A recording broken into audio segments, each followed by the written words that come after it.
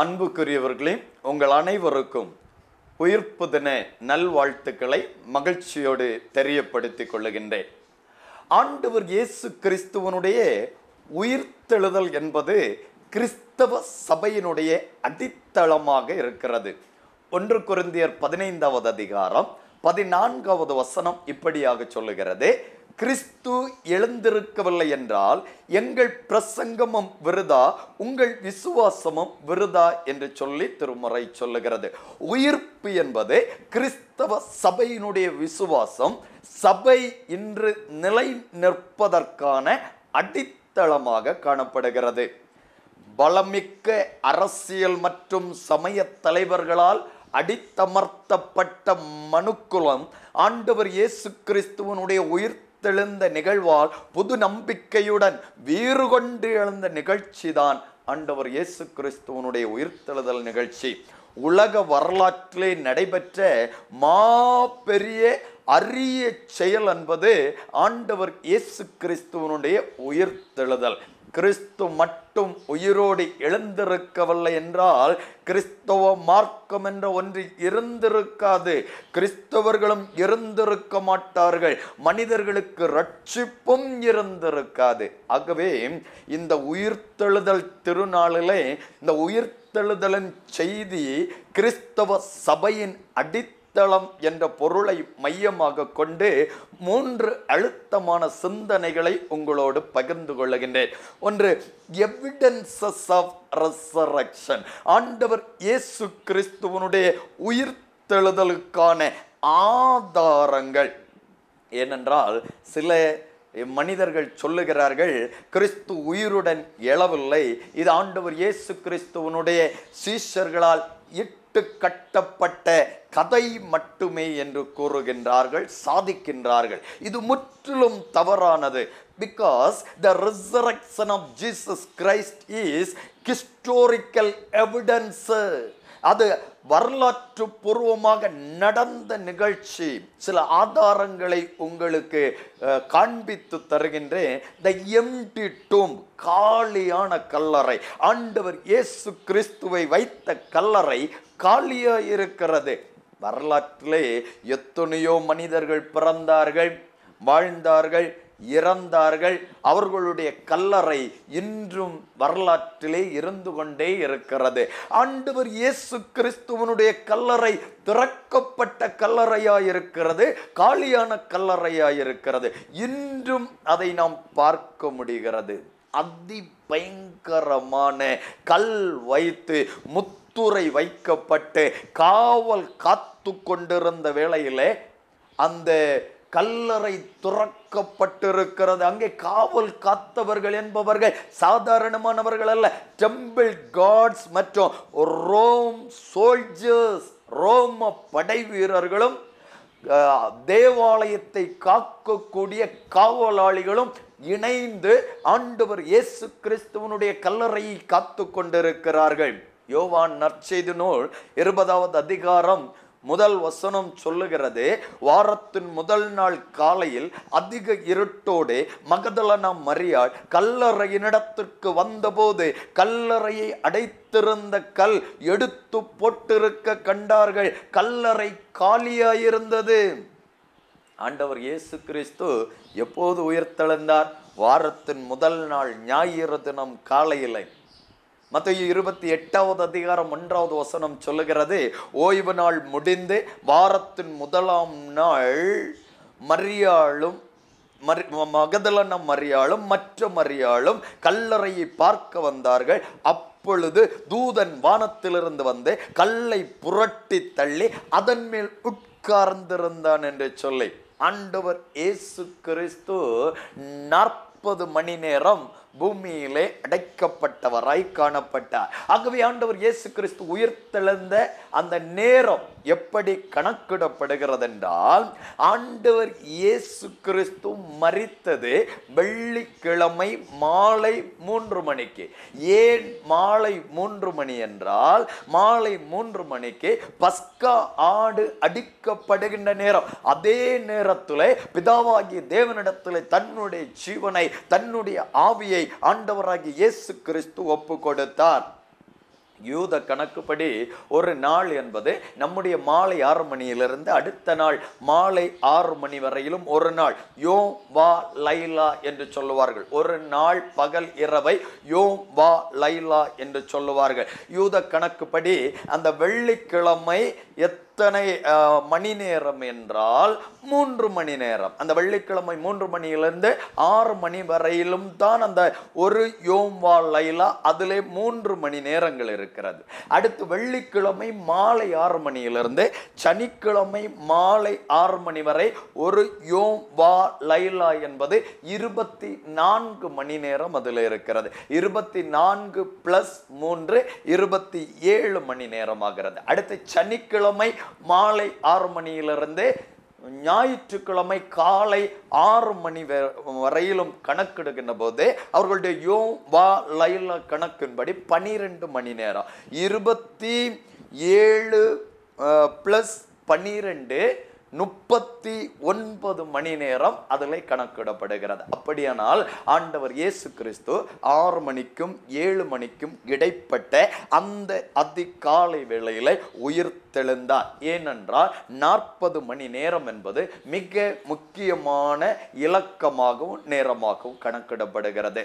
The evidence of the resurrection, empty tomb. ஆண்டவர் இயேசு கிறிஸ்துவனுடைய காலியான கல்லறை. இரண்டாவது evidence, the transformation of the disciples.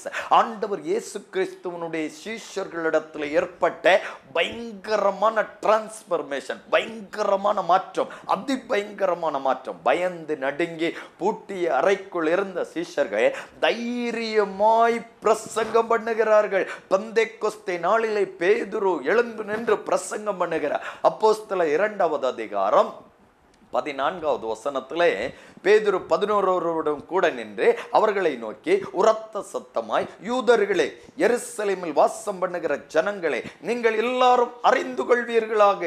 22வது வசனத்திலே, நீங்கள் அறிந்திருக்கிறபடி நசரேயனாகிய இயேசுவை கொண்டு தேவன் உங்களுக்குள்ளே பலத்த செய்கைகளையும் அற்புதங்களையும் அடையாளங்களையும் நடப்பித்து அவைகளினாலே அவரை உங்களுக்கு வெளிப்படுத்தினார். 23வது வசனம், அந்த இயேசுவை நீங்கள் பிடித்து அக்கிரமக்காரருடைய கைகளினாலே சிலுவையில் ஆணியடித்து கொலை செய்தீர்கள். 32வது வசனம், இந்த இயேசுவை தேவன் எழுப்பினார், இதற்கு நாங்கள் எல்லாரும் சாட்சிகளாயிருக்கிறோம். 36வது வசனம், ஆகையினால் நீங்கள் சிலுவையில் அறைந்த இந்த இயேசுவை தேவன் ஆண்டவரும் கிறிஸ்துவுமாக்கினார் என்று இஸ்ரவேல் குடும்பத்தார் யாவரும் நிச்சயமாய் அறிய கடவர்கள் என்றார். பிரசங்கம் மட்டுமல்ல, உயிர்த்த ஆண்டவர் இயேசு கிறிஸ்துவின் நாமத்தில் அற்புதங்களையும் செய்தார்கள். அப்போஸ்தலர் 4வது அதிகாரம் 1வது வசனத்திலிருந்து நாம் படிக்கிற வேளையிலே, அற்புதம் செய்தது நிமித்தமாய் இந்த சிஷ்யர்களை பிடித்து காவலிலே வைத்தார்கள். அதன் அடுத்த நாள் காலை பொழுதிலே பிரதான ஆசாரியர்கள், வேதபாரகர்கள், மூப்பர்கள் கூட்டம் கூடி இவர்களை விசாரணை செய்கிறார்கள். எந்த வல்லமையினால், எந்த ஆற்றலினால், எந்த அதிகாரத்தினால், எந்த நாமத்தினால் இதை செய்கிறீர்கள் என்று சொல்லி அவர்கள் சொல்லுகிறார்கள். 10வது வசனத்திலே, உங்களால் சிலுவையில் அறையப்பட்டவரும் தேவனால் மரித்தோரிலிருந்து எழுப்பப்பட்டவருமாயிருக்கிற நசரேயனாகிய இயேசு கிறிஸ்துவின் நாமத்தினாலேயே இவன் உங்களுக்கு முன்னதாக சொஸ்தமாய் நிற்கிறான் என்று உங்கள் எல்லாருக்கும் தெரிந்திருக்க கடவது. 20வது வசனத்தில் சொல்லுகிறார்கள், நாங்கள் கண்டவைகளையும் நாங்கள் கேட்டவைகளையும் பேசாமல் இருக்க கூடாதே. They have turned world upside down. உலகத்தை அப்படியே தலை கீழாய் மாற்றுகின்ற அனுபவத்தை இந்த சீஷர்கள் பெற்றுக்கொண்டார்கள். ஆண்டவராகிய இயேசு கிறிஸ்துவனுடைய உயிர்த்தெழுதலுக்கான ஆதாரம், the transformation of the disciples. 3வது ஆதாரம், testimony of eyewitnesses. testimony of eyewitnesses, கண்களால் கண்ட சாட்சிகள். மத்தேயு 28வது அதிகாரம் 1வது வசனத்திலிருந்து மகதலேனா மரியாள், மற்ற மரியாள் கண்களால் கண்ட சாட்சிகள். யோவான் 20வது அதிகாரம் 1வது வசனத்திலிருந்து படிக்கிற போது பேதுருவும் யோவானும் கண்களால் கண்ட சாட்சிகளாய் மாறினார்கள். மத்தேயு 28வது அதிகாரம் 16வது வசனத்திலிருந்து 20வது வசனம் வரை படிக்கிற வேளையில 11 சீஷர்களும் ஆண்டவர் இயேசு கிறிஸ்துவை, உயிர்த்தெழுந்த ஆண்டவர் இயேசு கிறிஸ்துவை தங்கள் கண்களால் கண்டார்கள். யோவான் 20வது அதிகாரம் 27வது வசனத்திலிருந்து உயிர்த்தெழுந்த ஆண்டவர் இயேசு கிறிஸ்துவை தோமா கண்களால் கண்டார், சாட்சியாய் மாறினார். லூக்கா 24வது அதிகாரம் 13வது வசனத்திலிருந்து படிக்கின்ற போது எம்மா ஊருக்கு நேராக சென்ற சீஷர்கள் அவர்களுடைய கண்களால் உயிர்த்தெழுந்த ஆண்டவர் இயேசு கிறிஸ்துவை கண்டார்கள், சாட்சியானார்கள். யோவான் 21வது அதிகாரம் 1வது வசனத்திலிருந்து படிக்கின்ற வேளையில திபேரியா கடற்கரையில 7 சீஷர்களுக்கு உயிர்த்தெழுந்த ஆண்டவர் தரிசனம் கொடுக்கிறார். உயிர்த்தெழுந்த ஆண்டவர் இயேசு கிறிஸ்துவை அவர்கள் கண்களால் கண்டு சாட்சிகளானார்கள்.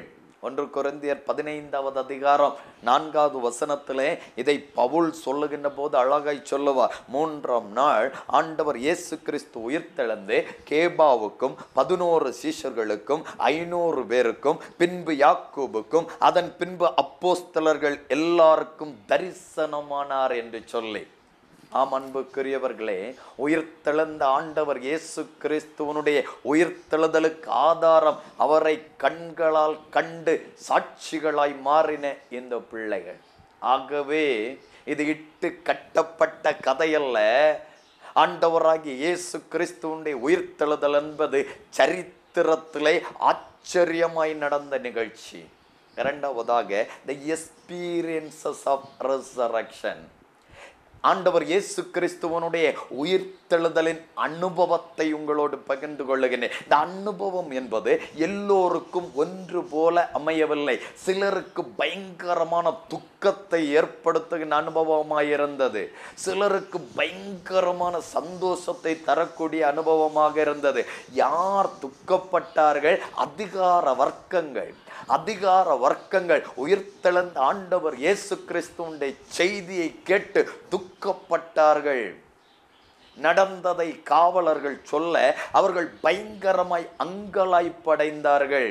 மத்தேயு 28வது அதிகாரம் 11வது வசனத்திலிருந்து நாம் படிக்கின்ற வேளையிலே பிரதான ஆசாரியர்கள் மூப்பர்களோடு கூடி வந்து ஆலோசனை பண்ணி சேவகருக்கு வேண்டிய பணத்தை கொடுத்து நாங்கள் நித்துரை பண்ணுகையில் அவனுடைய சீஷர்கள் ராத்திரியிலே வந்து அவனை களவாய் கொண்டு போய்விட்டார்கள் என்று சொல்லுங்கள். இது தேசாதிபதிக்கு கேள்வியானால் நாங்கள் அவரை சம்மதப்படுத்தி உங்களை தப்புவிப்போம் என்றார்கள். அவர்களும் பணத்தை வாங்கி கொண்டு அப்படியே செய்தார்கள். ஏனென்றால் ஆண்டவர் இயேசு கிறிஸ்து கல்வாரி சிலுவையிலே மரிப்பதற்கு முன்னதாகவே இவர்களை அதிகமாய் சாடியிருந்தார். இவர்கள் அவரை கண்டு அதிகமாய் பயந்திருந்தார்கள். தேவ ஆலயத்தை தூய்மைப்படுத்தின போது அடித்து துரத்தப்பட்டவர்கள், குருடரான வழிகாட்டிகளே என்று சொல்லி ஆண்டவரால் சொல்லப்பட்டவர்கள், மாய்மாலக்காரர்களே என்று சொல்லி ஆண்டவரால் சொல்லப்பட்டவர்கள், வெள்ளையடிக்கப்பட்ட கல்லறைகள் என்று சொல்லி ஆண்டவரால் அழைக்கப்பட்டவர்கள், இவர்களுக்கு ஆண்டவர் இயேசு கிறிஸ்துவனுடைய உயிர்த்தெழுதல் என்பது மிகவும் பயத்தையும் அங்கலாய்ப்பையும் ஏற்படுத்தியது. ஆனால் ஆண்டவரை நம்பியிருந்த பிள்ளைகளுக்கோ அது பயங்கரமான சந்தோஷத்தின் அனுபவமாக இருந்தது. உயிர்ப்பின் செய்தியை கேட்ட மகதலானா மரியாளும் மற்ற மரியாளும் பயத்தோடும், காட்ஸ் ஃபியர், ஆண்டவருக்கு பயப்படுகின்ற பயத்தோடும் மகா சந்தோஷத்தோடும் கல்லறையை விட்டு சீக்கிரமாய் புறப்பட்டு அவருடைய சீஷர்களுக்கு அறிவிக்க ஓடினார்கள் என்று சொல்லி மத்தேயு 28வது அதிகாரம் 8வது வசனத்திலே படிக்கிறோம். இந்த செய்தி பேதுரு சொல்லப்பட்ட வேளையிலே யோவான் 20வது அதிகாரம் 3வது வசனத்திலிருந்து படிக்கிற போது பேதுருவும் யோவானும் மிகவும் பிரமித்து ஓடினார்கள், ஒருமித்து ஓடினார்கள். யோவான் முந்தி ஓடி பார்த்து வெளியே சாடுகின்றான், பேதுரு உள்ளே போய் மீண்டும் பார்த்து விட்டு வெளியே வருகின்றான். எல்லாம் கண்டு விசுவாசித்தார்கள், மகா மகிழ்ச்சியின் அனுபவத்தை பெற்றார்கள். லூக்கா 24வது அதிகாரம் 13வது வசனத்திலிருந்து படிக்கிற போது எம்மா ஊருக்கு நேராக போன சீடர்களின் அனுபவம். கண்கள் திறக்கப்பட்டு அவரை கண்டார்கள். 33வது வசனம் சொல்லுகிறது, அந்நேரமே எழுந்திருந்து எருசலேமுக்கு திரும்பி போனார்கள். இப்போதுதான் எருசலேமிலிருந்து எம்மா ஊருக்கு வந்தார்கள். 7 மைல், அப்ராக்சிமேட்டா 11.5 கிலோமீட்டர், 11.5 கிலோமீட்டர் நடந்து வந்தவர்கள் இயேசுவை தரிசித்த உடனே சும்மா இருக்க முடியவில்லை. மிகுந்த மாபெரும் மகிழ்ச்சியோடு மீண்டும் எருசலேமுக்கு நேராக திரும்பி ஓடினார்கள்.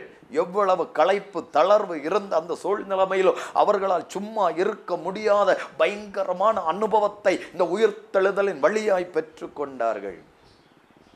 கடைசியாக the message of resurrection கூட அழுத்தமாய் சொல்லி இந்த செய்தியை நிறைவு செய்கின்றேன்.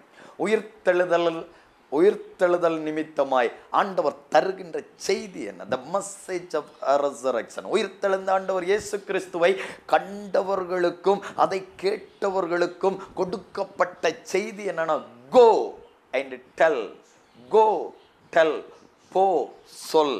எதை சொல்ல வேண்டும்? he is not here, he has risen. அவர் உயிர்த்தெழுந்தார், அவர் உயிர்த்தெழுந்தார் என்பதை சொல்லுவதுதான் உயிர்த்தெழுதலின் செய்தி.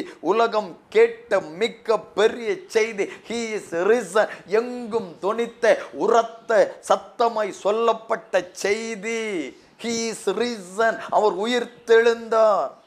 முதலிலே அந்த செய்தியை கேட்ட மகதலான மரியாளும் மற்ற மரியாளும் சீக்கிரமாய் செய்தி சொல்ல ஓடினார்கள். பேதுருவும் யோவானும் அதை கேட்டவுடனே செய்தி சொல்ல ஓடினார்கள். கண்டவர்களிடத்திலெல்லாம் சொன்னார்கள், கேட்டவர்களிடத்திலெல்லாம் சொன்னார்கள். என்ன சொன்னார்கள்? he is risen. 2024 வருடத்தில் உயிர்த்தெழுதலின் திருநாளை கொண்டாடுகின்ற அன்பு சகோதரனே சகோதரியே, இதை எல்லோரிடத்திலும் சொல்லுங்கள், உலகம் முழுமையும் சொல்லுங்கள். அதுதான் ஆண்டவர் நமக்கு தருகின்ற உயிர்த்தெழுதலின் செய்தி. நாம் உயிரோடு இருக்கும் போதுதான் சொல்ல முடியும், நாம் மரித்து போனால் சொல்ல முடியாது. ஆகவே உலகத்தோடு இந்த செய்தியை எப்போதும் சொல்லிக்கொண்டே இருக்க வேண்டும். இதுவே கிறிஸ்தவ விசுவாசத்தின் சபையினுடைய அடித்தளம். பவுல் சொல்லுகின்றார் 1 தெசலோனிக்கர் 4வது அதிகாரம் 14வது வசனத்திலே, இயேசுவானவர் மரித்து பின்பு எழுந்திருந்தார் என்று விசுவாசிக்கிறோமே, அப்படியே இயேசு கிறிஸ்துவுக்குள் நித்திரை அடைந்தவர்களையும் தேவன் அவரோட கூட கொண்டு வருவார். இந்த ரெசரக்ஷன் நமக்கு தருவது அதி பயங்கரமான நம்பிக்கையின் செய்தி. நமக்கும் உயிர்த்தெழுதல் உண்டு என்ற செய்தியை சொல்லுகிறது. வீழ்ச்சியிலிருந்து உயர்வுக்கு நேராக உயிர்த்தெழுதல் உண்டு. வறுமையிலிருந்து செழுமைக்கு நேராக உயிர்த்தெழுதல் உண்டு. நோயிலிருந்து சுகத்துக்கு நேராக உயிர்த்தெழுதல் உண்டு. துக்கத்திலிருந்து மகிழ்ச்சிக்கு நேராக உயிர்த்தெழுதல் உண்டு. நம்பிக்கை இன்மையிலிருந்து நம்பிக்கைக்கு நேராக உயிர்த்தெழுதல் உண்டு.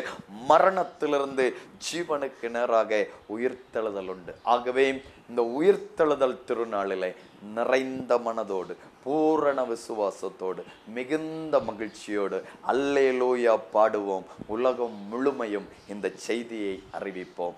ஆண்டவர் இந்த வார்த்தைகள் வழியாய் நம்மை ஆசீர்வதிப்பாராக. ஆமென். God bless you.